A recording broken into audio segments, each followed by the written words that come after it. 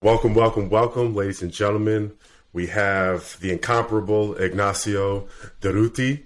Ignacio is one of the co-founders of Rogue Galaxies, which is one of the newest blockchain gaming experiences coming to the Cardano blockchain, leveraging the NMKR game Launchpad.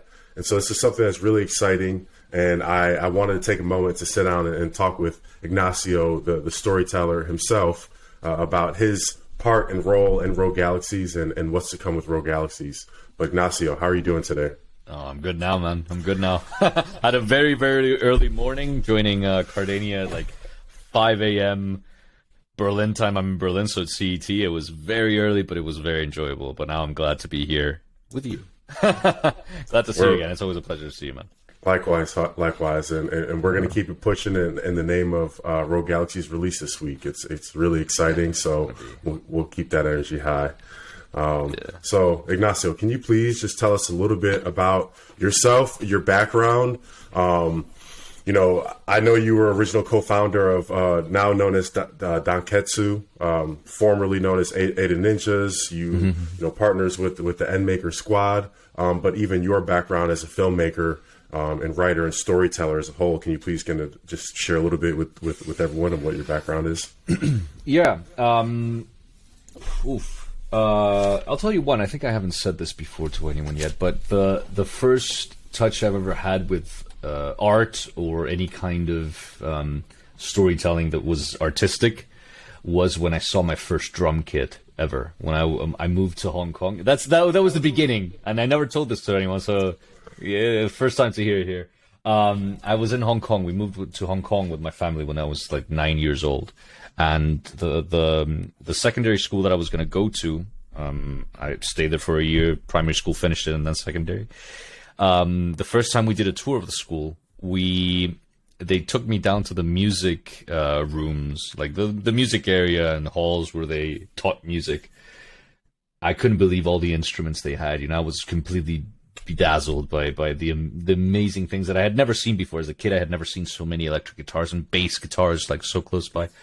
And then they took us to the back to the like practice rooms, opened the door, and I saw my first drum kit ever. And I said, "Can I try it?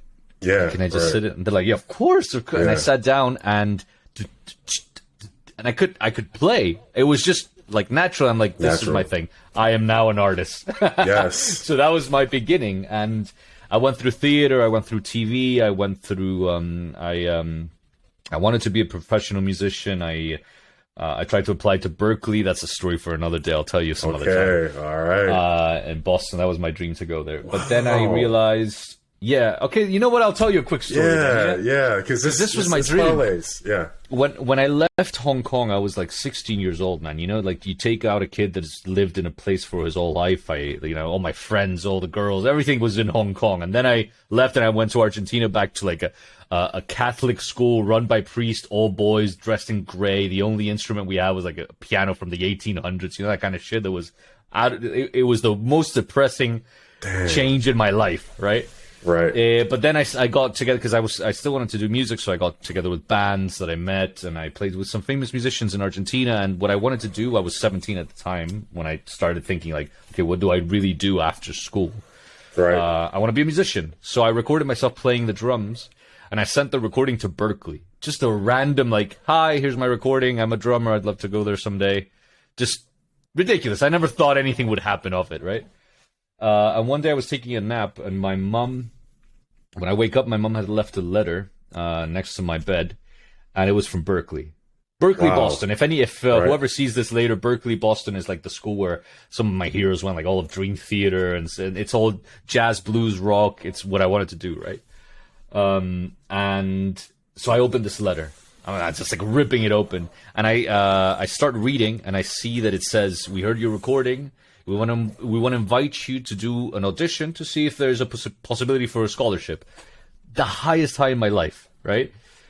And then I read a couple of sentences down, and the audition was 2 days before in Brazil. The Argentinian mail got it to me months late. And I was 17. It just destroyed me completely. I'm like, you know what? Fuck this. Sorry, I don't know if I can say this. Yeah. Yeah, okay, cool. Fuck this. And I started trying to study chemical engineering. It was a very weird turn in my life. Very weird turn. But thanks to chemical engineering, I realized that even though I'm very interested in the sciences and the mathematics of it all, the understanding of the universe in that sense, my world was art. And then I started studying film. I left it, I started studying film, and from then on it's always been film. And that's what brought me into Cardano. And Christian Ports, who was the chief operating officer of EndMaker, I started working with him. I worked with him for a long time in film here in Germany. And when he moved on to EndMaker, he brought me along to help. You know, I used to help in a lot of things, whatever I could, just because he's a friend, and whatever he needs, I'll always help him. And one day he contacted me with Tommy and Sushan and said, hey, look, you're a professional storyteller. You dedicate yourself to learning everything that is storytelling. They need a story for this project called Ada Ninjas, now Danketsu. What do you think? And then my journey began in Cardano. And from here on, I'm just trying to help every project I can create the story that they can. Amen. Amen. Wow, that is a very unique and a hell of a story. I'm really glad you told me, because I remember chatting with you one time before. I'm a drummer as well by trade. Yeah, we talked about we talked about that, and same here. Right. So it's something, that's really important, right? Because I know that there's been times in my just adult life, and it's the reason why I started creating music, was I knew that I was talented, as an artist, but I'd never really explored it. I had so much passion and love for drums, and had been drumming, had my own set since I was about 8, 9 years old. But anything outside of that, it was just wonderment, and thinking about what could be. And so it's really, but I remember losing sight of all of that, and I remember the age of, social media came really fast, and the age of the influencer. You get to see all these people doing the things that maybe you thought you wanted to do, as well.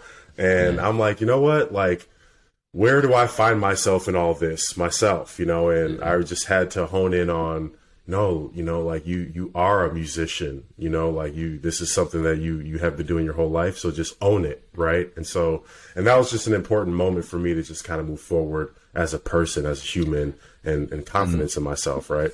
I'm glad you found that moment, because it's important to do what you really love and what you feel has to come out from inside. It's important to do that.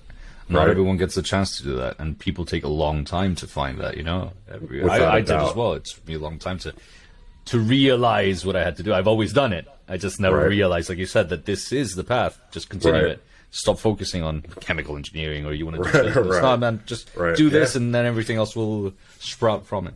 100%. 100%. So, coming to where you're at now, and being able to develop and build stories for, some of these top projects within the Cardano blockchain, can you tell us a little bit how you have come to the inception of Rogue Galaxies with the Rogue Galaxy team? Who else is the Rogue Galaxy team? And can you start to talk about like what the inspiration behind Rogue Galaxy is, and the whole story behind it? Ooh, okay. Two things there. Yeah, but for sure. The great thing is it all changed. Like a proper blockchain, everything linked one to the other. Like, it was a natural transition from one to the other. It was not completely random. It all sparked from, so starting with Ada Ninjas and Danketsu, I worked with that. I created story. I learned how to get the community involved, how to do a more decentralized storytelling, how to get votes in there, how NFTs work, and how everything connects in a way that we can get the community to be part of the creation of the manga that we created, for example, right?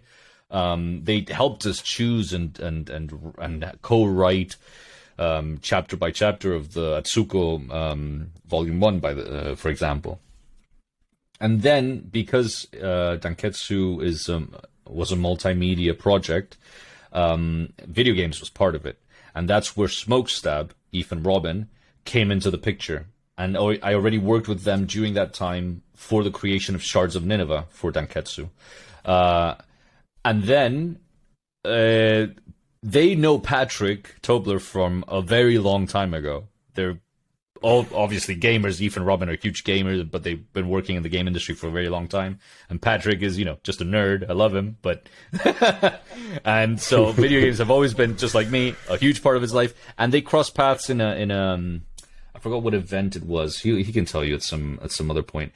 But they met a long time ago, and it was as if I think they've always wanted to create something. And Patrick came up with the idea of, why don't we create a roguelike sci-fi MMO? And that's how Rogue Galaxies started. And it was like, okay, they can do, like, we have the whole team. It's right in front of our eyes. I think, at least that's what I think Patrick thought, right? We have Ethan Robin that create games. We have Ignacio that can do story and works in the creative fields and the cinematics and the creative side of it. And we have the EndMaker team that can link the NFTs and blockchain into this. We have everyone here. And so they threw it at us, or we threw it all at each other and said, let's do this. And that's kind of the inception. So how long have you all been working, on the concept for Rogue Galaxies? And like you just said, you all just released, the first visual of what that experience looks like, which is pretty dope. So the beginning of it all, when I started thinking about the story and we started thinking about how the NFTs would look and the evolution of the ships and all that stuff with the freelancers that came on to create the ships, started around June, July. It was quite a while ago. It was halfway through last year.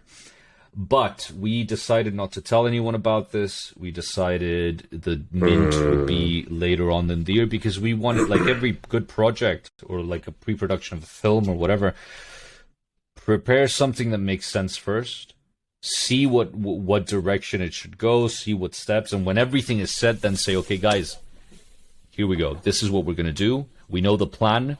Now we have these NFTs. Now we can begin the project, and let's tell everyone about it. Right. So it was more of a let's plan before we do kind of thing, which, is most you should do. Plan before you just throw it out there if you can. It's been quite a while. But the first NFTs we ever dropped was in December, so it was almost 6 months between when we started thinking about it and the NFT drop itself. Would you be able to give us a little overview of the story of Rogue Galaxies? Yeah. And I'll tell you this, and this I told to many people on Danketsu as well. How I start with stories is I have one overarching thesis to the film, like one moral argument. Let's say this is the message that I'm trying to get across, but I will never tell anyone what that message is. They just hopefully feel it and live it throughout the story and through the conflict between the characters, right? And this is what started sparking, okay, what's happening in the galaxy that could represent some of these ideas from this one thesis, this one paragraph or two that make the whole project, right? So the humanity, this is 11,000 years, like AD, 12,000 AD. It's 8,000 years after humanity has left Earth. No one really knows why we left Earth. Humanity has spread throughout the galaxy, and every faction has a different myth or legend or different books that tell different things about why humanity left. So there's no real consensus throughout humanity of why we left Earth. But one thing that we know is Earth is no longer there. That's all we know, right? And humanity has spread throughout the galaxy and evolved in different ways, because obviously some went to more dense planets, some stayed out in space on their spaceships. So throughout those 8,000 years, they slowly evolved in different ways. So even though humanity is all still humanity, we all look and sound and act very differently and are naturally very different. And there's three main factions and smaller factions and tribes and lost parts of humanity that have been disconnected from the rest of humanity. So there's a lot of color in the galaxy, right? And you are a chaser. As in the game, you are a chaser. Chasers are basically space pirates, right? And if anyone knows Firefly, you'll get a feeling of where I'm going with this. Okay. Right? The pirates themselves, just like back in the golden age of piracy, Pirates used to call themselves one thing, and the governments used to call them another. And if you work for the government, they called you even another thing. Privateer, buccaneer, pirate, sea dog, right?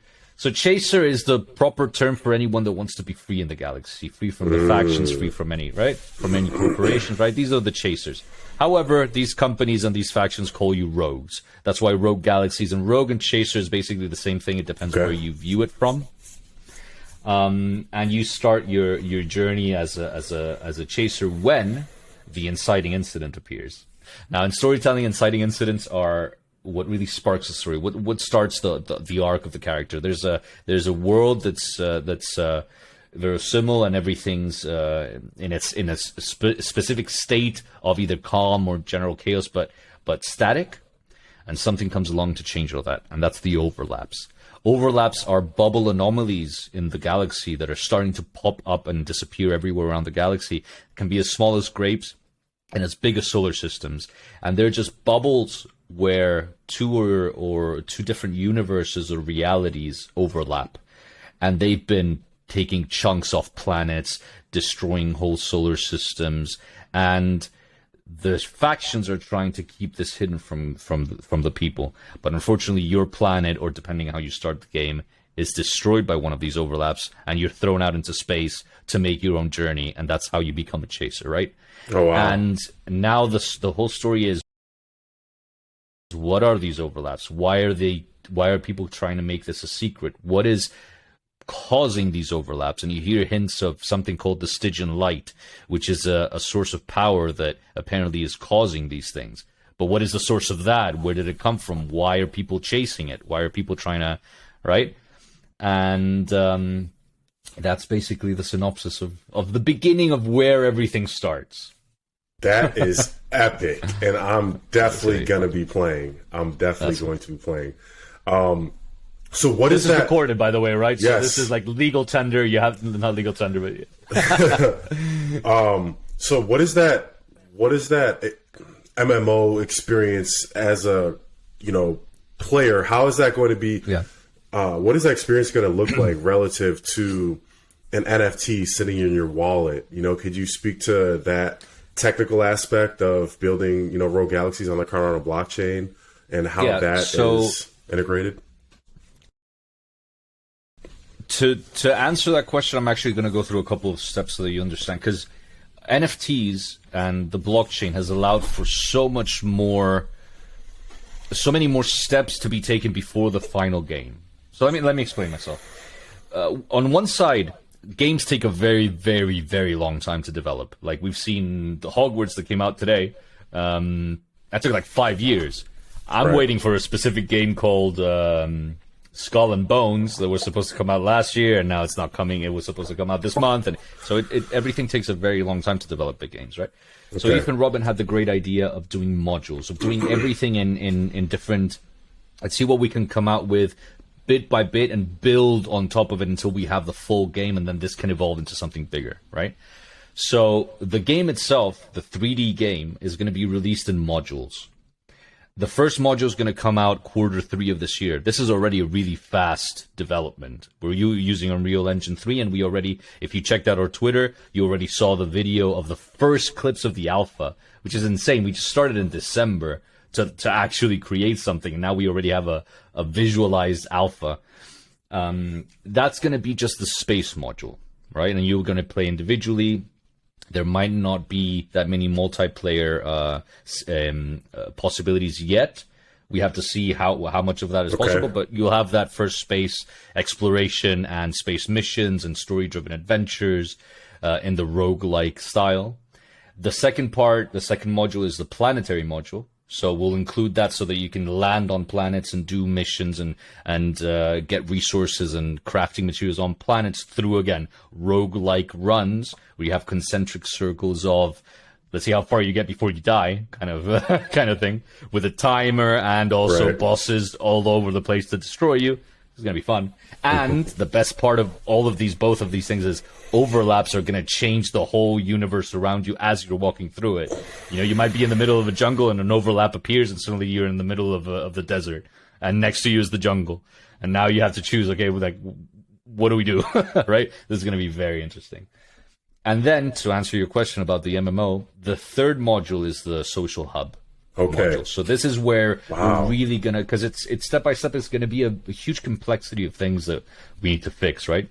So that third module is gonna allow us to really make it more of the MMO side of it, right? And we're not sure on the full. We have to see how the first module comes out to tell people when the two other modules come. But for sure, Q3 of this year is module 1. And before that, we already released a Discord RPG a couple of weeks ago to start the gamification. People can already get credits and graphene and different things for the game. Wow. And on Monday, we're releasing a web game where you also text-based web game where you choose and there's different probabilities of getting to the continuation of the story that I've been writing.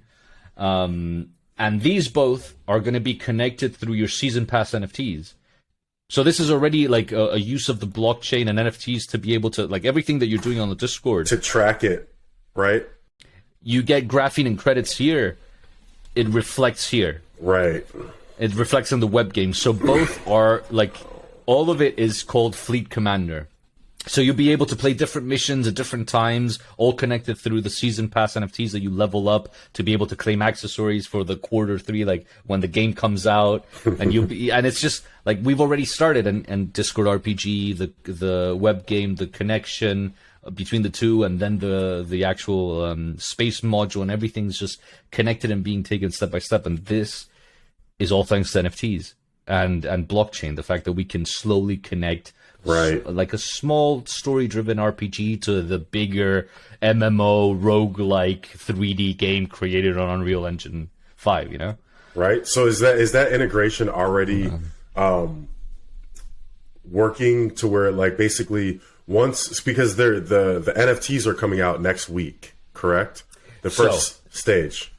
No, the first few NFTs that we sold were in December. We released 1,000 ships and 1,000, less than 1,000 season passes. These are still the same collection as the ones that are coming out this week. We just decided to release in parts. It's still the same policy, the same collection. But yes, so the season passes are going to be the things that connect it all, and the chips are going to connect it further to the actual game. The season passes are a little less important than the ships themselves. The ships are going to be the playable ships in the game. Right. Okay, so now can you chat a little bit? You know, we talked about your history with, you know, Christian, with Patrick, with, you know, the Danketsu team, even Mirai Music as well. How does EndMaker's gaming launchpad enhance the experience for players in Rogue Galaxy? Well, it's not the gamepad itself. It's we are EndMaker Games. We created a whole new company for it. It's not even the launchpad. I don't know how to explain. I mean, I think that's more of a question for Patrick. It's not really. We're not part of the launchpad. We are EndMaker. Yes. Right. So it's different. I don't know if I could say that. Well, let me rephrase the question. EndMaker's place in taking, you know, basically like rooting a flag in the gaming industry now. You know, EndMaker is you know, a Web3 solution for a variety of different industries, right? And you know, we have EndMaker Studio, EndMaker Pay, and the integration with, you know, EndMaker Studio and being able to leverage EndMaker Pay as a company, as a business, and commerce has been really transformative, you know, as a whole. Being able to leverage the Cardano blockchain and the parameters that, you know, Cardano fruitfully allows us to use. So now that EndMaker has, you know, staked its claim in the gaming industry, what sets Rogue Galaxies apart from other blockchain based games, you know, outside of maybe Cardano, but also within Cardano, most specifically relative to now EndMaker and the team and you all's vision moving forward for EndMaker gaming? What I think is Rogue Galaxies is not. We're not focusing solely on NFTs and blockchain. We are focusing as Eve, Robin, and I, as Rogue Galaxies, in how do we make the best game ever not every, we probably won't beat The Witcher or something like that, but how can we make the best game possible that's enjoyable by anyone, whether they know they're playing an NFT or not, right? With an NFT or not, whether they know they own it. It doesn't really matter. What we care is about the game. The NFTs for us come as secondary, but that's where EndMaker comes in. They're making sure this part of it works. The NFTs, how the whole connection works, how the users are gonna be. So just because there's that philosophy behind the creation of the game, right? We're not trying to make the NFTs. The NFTs are just part of what is going to allow us to create a different connection. Because of that philosophy, I think that makes us stand apart. We're not really thinking, okay, what's the next NFT drop and what's the next, how do we? That's not the focus. That's the center of it to start the seed funds to push things along. But the focus is just the game. Everything else is for another team to do. Partially, obviously we're completely involved, but it's not the focus. Right. It's what helps us push in a different and new way and get community involved. So my focus is, sure, the NFTs help us connect everyone, but now that we know that works, I already tested it with Danketsu. How do we get the community involved in creating the story for the game? Period. So that's my focus. I can't talk about every project, but I suppose most projects are not that focused. A lot of projects have promised a lot and given very little, and their focus still ends up being NFTs. Right. When we're just trying to really create a game, That's awesome. And I mean, obviously, and the storyteller himself, obviously a big part of what that game is the story, right? For that engagement, for the community to really buy into the vision, the gameplay, the whole purpose and intention of why they want to play the game in the first place, right? And because we need to be lured in, and the story that you told me, I'm sold. I'm like, wow, this is like, is this happening right now? Is this, are we gonna have to, hop off this planet, and go explore the universe? I think that's explore the galaxy. I think that's pretty cool. Yeah. And so awesome. So the release is February 15th, right? Of the last 2,000. So the whole collection of season passes and ships are of the Genesis ships and Genesis passes. They're both 3,000. So there's 2,000 left for each one, and they're both coming out on the 15th. Yeah. Awesome. And do you know whitelist? Sorry. Right. Yeah. So because I want to make sure there's a whitelist, and we're giving out whitelists to different people. You can even, that's another thing. You can even play our RPG on Discord, and with enough credits, you buy a whitelist if you want. If you haven't won them from raffles, or if you haven't been part of any activities that helped you, because we've also been doing raffles and competitions on the Discord, you can also play, and through the gamification itself, you can buy a whitelist, and these whitelists give you discount for the ships and for the season passes. So during the whitelist mint, which is 15th to 16th, so this is a 24-hour mint, the whitelist is going to be discounted. From then on, it's public and it's going to be full price, unless you're a holder. If you're a holder, you still get the discounts, but a bit less after the whitelist. Are you able to share with us what that price is? Yes, of course. I'm actually going to, just not to say anything wrong, I'm just going to tell you exactly what we wrote, because it's a lot. So for the whitelist, the spaceships for holders are going to be 285 ADA, and for whitelist, so if you're not a holder, it's 290 ADA. During the public, it turns to 300 full price and 290 for holders. Right? If you have any questions, let me know. The season pass is going to be, the full price is 100 ADA for non-holders.